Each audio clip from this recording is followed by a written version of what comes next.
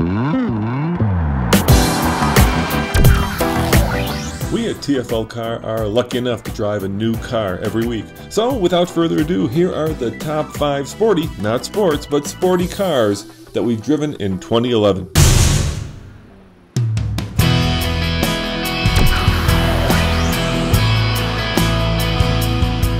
What could be better than carving through the Colorado mountains in a bright red Golf GTI? Okay, I have to be honest here and admit that this is one of my all-time favorite cars.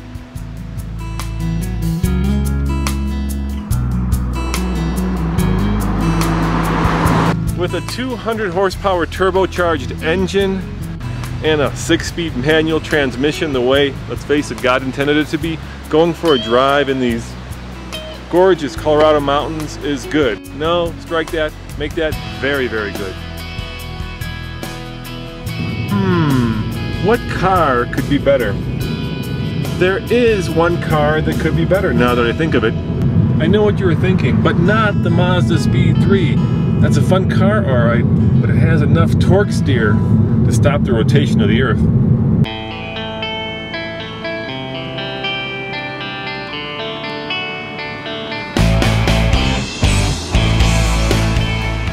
Meet the 2012 Golf R, a car I was lucky enough to drive in France just a few short months ago. Now don't get me wrong, I love this GTI, man do I love it, but it needs 3 things to make it just perfect. Number 1, all-wheel drive for the Colorado snow and to vanquish all torque steer now and forever.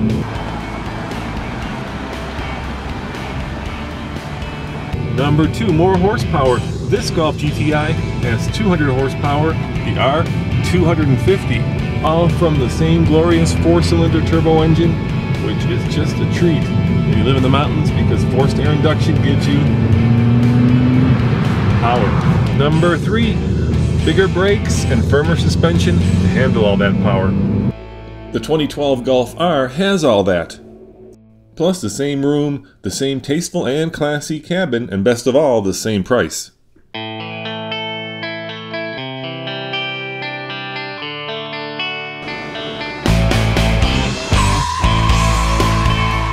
That, of course, is an untruth, as a DC politician might say. This GTI, which comes with everything including navigation and even headlights that steer, is just a tick under $28,000. And you know what? Even that's expensive for a GTI because you can get them cheaper. The 2012 Golf R will sell from anywhere between $33,000 and $35,000. And if I do the math, the difference between the 2 versions of basically the same car can be as much as $10,000. You can buy a motorcycle for that much money, or when you think about it, even take a dream vacation. And in Europe, the Golf R costs nearly twice as much as this car, and there's a 6-month wait to even get the car. Is it worth it? Oh, you bet it is. As much as I love this GTI, I can't wait for the end of the year for the new Golf R.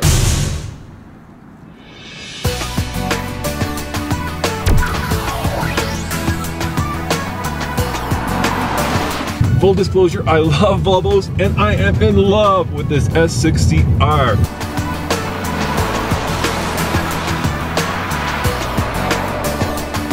Why do I love Volvos? I've owned a bunch of turbos. I've owned the T5, I've owned the V70 R, and out of all those, this is my favorite. Volvos are safe, Volvos are practical, and if you get one like this, they're fast, and a lot of people don't know they're fast. Think about it, it's stealth speed. How cool is that? At 325 horsepower and 354 pound-feet of torque, this is the most powerful Volvo I have ever driven, and I wager it is the fastest. What's great about it is the turbo. Just watch this. Oh my God, I'm already doing 80 miles an hour, and how can you not help but get a huge smile on your face with all that power and all that torque kicking you in the ass?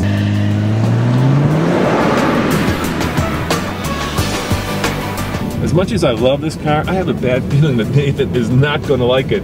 For me, this steering is precise and accurate, a little on the light side, but nevertheless, fun to drive. Steering feel sucks. Volvos have not been known for handling. We all know that. Put this car around a corner, it sticks. Okay. Steering. Can't feel what's going on? Yeah, the car sticks to the ground because it has all-wheel drive. I have a wager for you. If you can find any car on this entire planet that has more comfortable seats than this Volvo, I will get in the trunk and I will do those Roman fit. If you are tall, if you have legs, having this particular thing there sucks. Most cars in this price range have something like an 18-speed transmission. This car, 6-speed that you can select. You know what? I don't care, because as long as you have that turbo and that torque, every time you floor it, you're always in the right gear. So whatever the transmission's doing, I don't care. Roman seems to like this transmission. It sucks. I'll tell you why. 6 speeds, yay, great. It's a regular automatic transmission. It's not a dual clutch. There are no paddle shifters. You could pop it into a gear and leave it there for, you know, a minute or two, and then what happens? Right? It shifts on its own. You can't even leave it into the red line, and there's no manual option.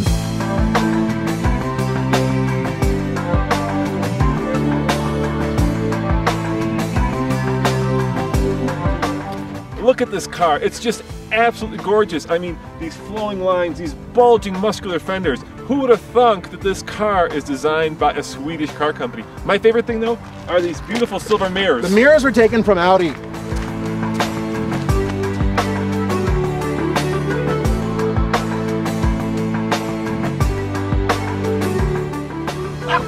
Ow!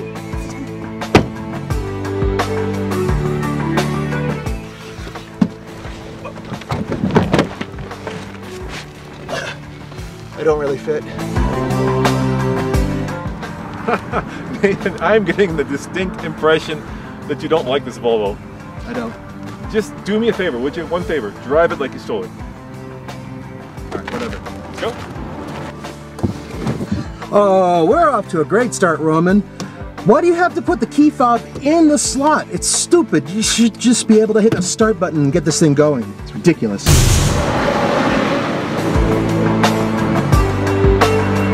All right, Nathan, punch it.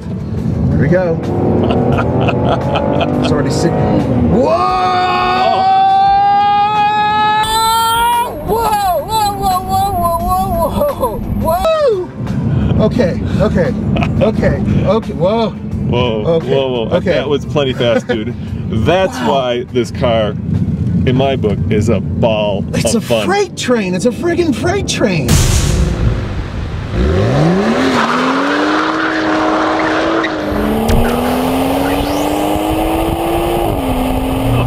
Listen to that engine. And one of the reasons you buy this car is because it just handles so well. Oh my gosh, going around this corner, it is just precise and tossable.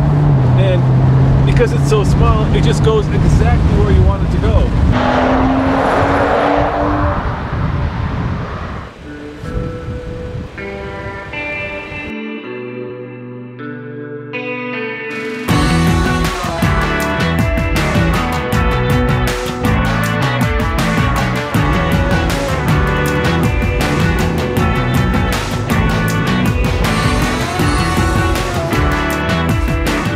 BMW 135i is certainly a story of the best of cars and of the worst of cars. Okay, maybe the worst of cars is a little too dramatic. And here are my 3 reasons why you shouldn't buy the BMW 135i and 3 reasons why you should buy it. The number 3 reason why you should and shouldn't buy this car is just look at it. Especially with the top down, this is a gorgeous car. It's BMW's smallest car, and from the front especially, it's all muscly and bulgy. However, if you come to the back, those muscly bulges, well, they turn into feminine curves.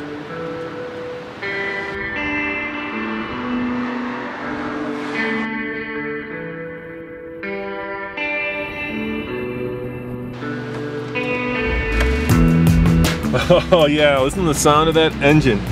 The number 2 reason why you should consider buying this car is this transmission. For 2011, BMW has added the dual clutch transmission, and this is a gem of a transmission. I love manual transmission, but this is one automatic that I would love to have.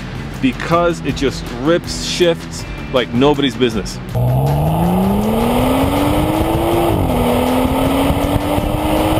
Why, oh why, does BMW have to reinvent the way you shift a car? For instance, in order to put this car into reverse, you have to push the side button, push it forward, which puts it in reverse, then you can go reverse, but why go forward to go backward? That's kind of counterintuitive. Yeah, I know this is the least expensive BMW in the BMW lineup, but there is no excuse for having a radio that looks like a Blaupunkt from 1987. The wood here just looks like it's been thrown in for no reason. The car dynamically is a hoot, but for as much money as this costs, I expect better. I know, that's a lot more than 3 reasons to buy or not buy this car, but this car has so much personality. Biggest reason to buy it though is this new turbo engine. BMW says it's got 300 horsepower. Most people agree it's got more. It's just a gem of an engine. I'm losing light, so I have to end this review. I think the reason that I would buy this car is simple. It's this button right here. Yeah, that's right. When you take the top off this car and you let the sun in, or when it gets cold, keep the cold out, this car just becomes a wonderful toy to have, to enjoy, and to drive.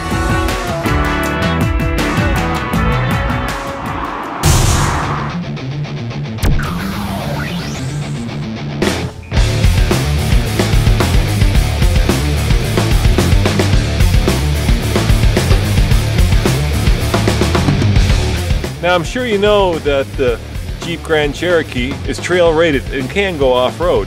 The SRT8 version, not so much. But here's the real question. Can this black Jeep behind me go on the track? Well, there's only one way to find out.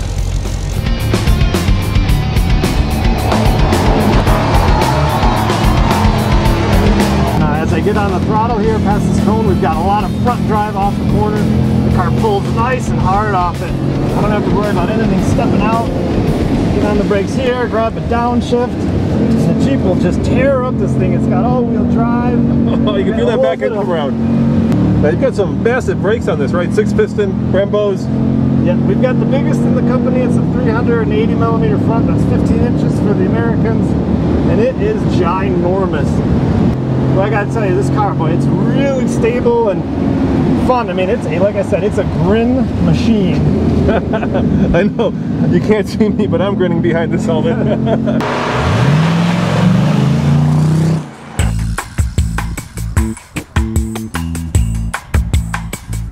So do you really need a Grand Cherokee that can do, you know, almost 170 miles an hour and gets, well, at the rate I've been driving it, about 8 miles to the gallon? Obviously you don't. But that's the thing about these SRT8 products. They're aspirational, it's not practical. That's why you want them. I love the wheels. How big are those? Those are huge. Look at those things, man. They're 20-inch wheels, but they're forgings. All SRT wheels are forgings, which means they can be very strong and we can take the weight out. They're actually very light. I'm going to get some grief from the purists because I've already had on the internet, we've had some discussions with our passionate SRT owners that really like the signature dual exhaust that used to be in the middle of the vehicle. But we were surprised by how many owners actually want to tow. You get this beautiful cover so it doesn't, you don't have this ugly hitch to look at. So we integrate it as well as we can. And we have put a 4-inch pipes on the vehicle that are actually finished in a cool black, in a really black chrome versus a typical bright. So it's kind of a nice little detail that's unique to this generation of SRT8.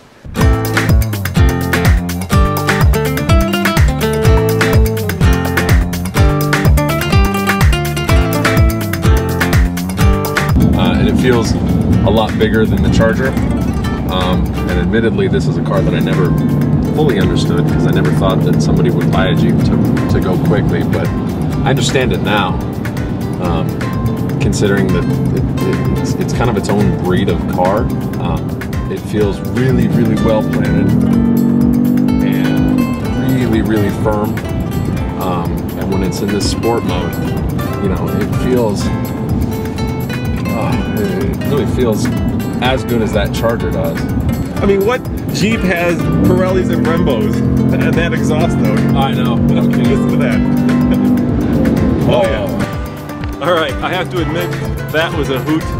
Yeah, this is one badass Jeep. Would I want to take it off-road? No, I wouldn't. But on the track, and perhaps on the Autobahn, I couldn't think of a better off-road worthy vehicle to take.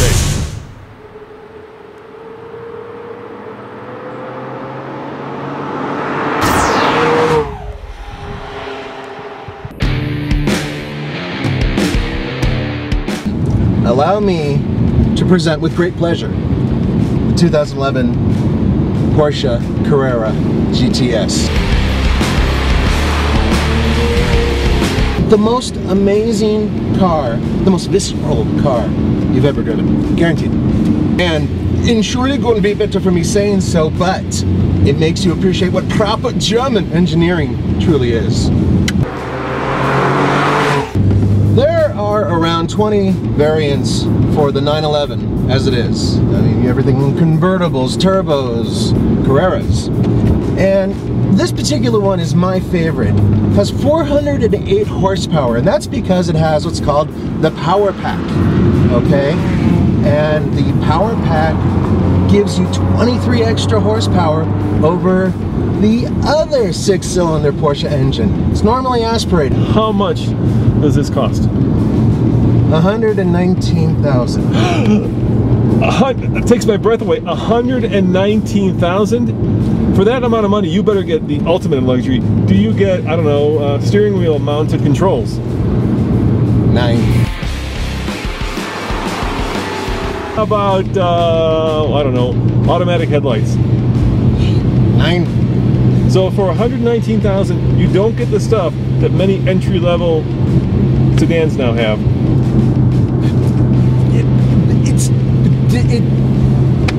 It's German.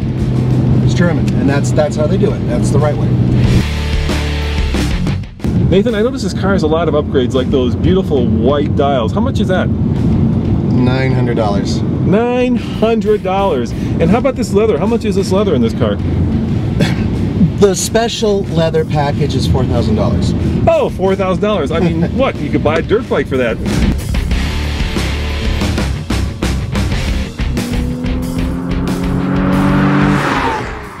And then, of course, Nathan, there is the issue with the engine being in the back. And I understand that's probably not a problem in terms of weight distribution. It is absolutely perfect for this car. I mean, you have all that weight over the rear wheels. Porsche spent years and years and years perfecting rear engine vehicles. It is utterly perfect and utterly balanced. Yeah, that's not what I'm talking about. The fact is that this car, because the engine's in the back, has no room for passengers and no room for your stuff because, well, the engine's in the back. There's a little bit of room. All right, prove it to me. Prove it to me. I want you to get in the back seat and show me.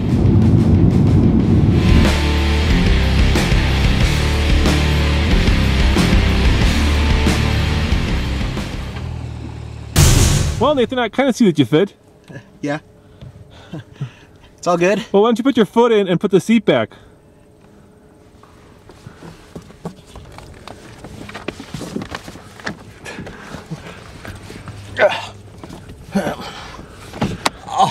So you kind of fit, but there's no room now in the front for anybody. Okay. I'm sure I could probably find some more room somewhere. This is exactly what I mean with the rear engine layout. You don't fit, neither does anything else in here. All right, what are you expecting? It's a sports car. Speaking of which, I bet you I can take you in a drag race in one of the world's biggest vans. What? I will take you in a drag race with one stipulation, in a van. Let me guess, I have to start in 6th gear. No, you don't have to start in 6th gear. Give you 10 car lengths? Nope, not 10 car lengths. You're gonna make me drive backwards. Nope, there's just one stipulation. Will you drag race me? It's a big van and I will beat you. All right, what the hell? All right, Nathan, I am gonna race you in this. What is it? It's Nissan's newest cargo van. It's the NV2500. It's got a 4-liter 6-cylinder engine and it will kick your butt. There's no way. Oh yeah, there is. Remember, I said there is one stipulation. Okay, and? And that is, you have to start facing the other way. In other words, you're gonna have to make a U-turn and you're gonna have to catch up to me. You think you can do it? Oh, piece of cake, you're on. All right, let's do it. Let's do it.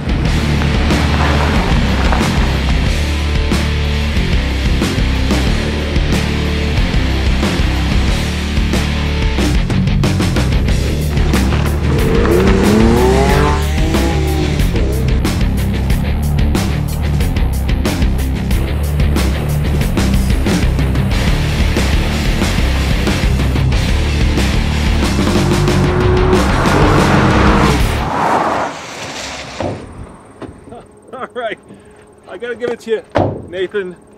You won, but of course you've got the car that cost $98,000 more. It was silly, granted, but you have to admit it was fun. It was fun. It was stupid, but it was stupid fun. You know, but I think I figured it out. Yep. There are two types of people in the world when it comes to Porsches. There are those who see the faults, see the problems, still admit that it's a good car, but see problems, and then there's those who see purity. Porsche and non-Porsche people. Porsche and non-Porsche people, exactly. And in this particular case, I see purity. I see the best driving car in the world. I see gold. And I see a house payment. And he sees a house payment. All right, let's see what you're talking about, Nathan. You say this is driving perfection. Okay. The other side, it's a Porsche. Driving perfection, yeah? All right, let's try this. I do like that sound. I have to admit that.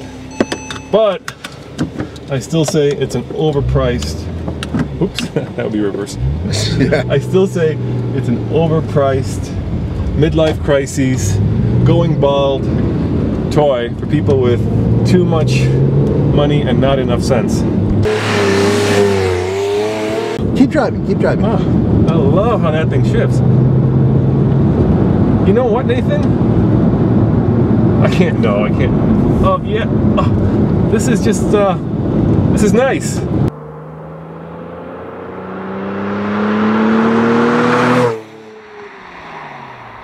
Wait. Say what? Not nice? It's actually more than nice. It's, damn, man, this car is like connected to my brain. Oh, feel that power. Oh God, I'm already breaking the speed limit. You think?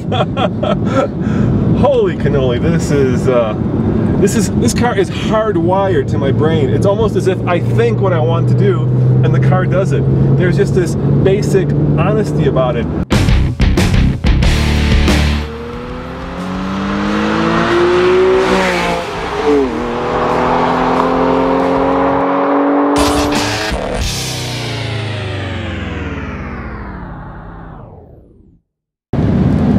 That Challenger looks pretty damn planted too. Yeah, it does. I mean, it's both of them really low and have that really kind of aggressive stance, which I guess you can thank Ralph for, because that's all him. I mean, all you got to do is really look at the Magnum and see that kind of that lineage, that progression to this point. That low, mean, menacing look, and boy, it's really attractive on the Grand Cherokee. That was one thing that I was really curious about, is how they were going to transform, kind of a semi-ordinary SUV into a mean asphalt chewing machine, and they certainly did it.